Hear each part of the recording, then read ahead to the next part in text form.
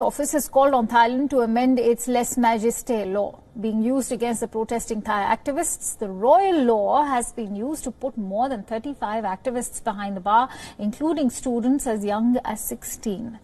The UN office says that Thailand should stop using such serious criminal charges, which bans insulting the monarchy and stops an individual from exercising their rights to freedom of expression.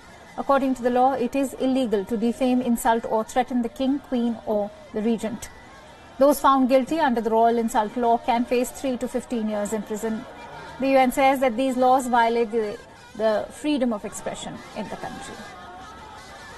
We call on the government of Thailand to stop the repeated use of such serious criminal charges against individuals for exercising their rights to the freedom of expression and peaceful assembly. People should be able to exercise these rights without fear of reprisals.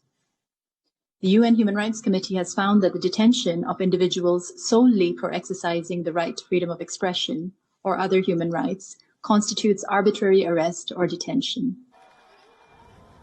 Such prosecutions of activists, which had stopped in 2018, restarted after protesters broke long-standing taboos by calling for reforms to curb the power of the Thai king. Anti-government protesters have continued street demonstrations for months in Bangkok and other parts of the country. The spokesperson for the UN High Commissioner for Human Rights noted that charges have also been filed against protesters for sedition and computer crime offences.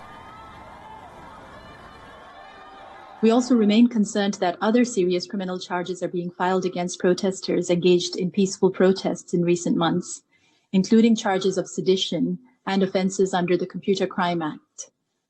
Again, such charges have been filed against a minor, among others. Student-led protests began in Thailand in July to call for the removal of Prime Minister Prayut Chan-o-cha and for drafting of a new constitution. They later called for reforms to the monarchy, seeking the king to be more clearly accountable under the constitution.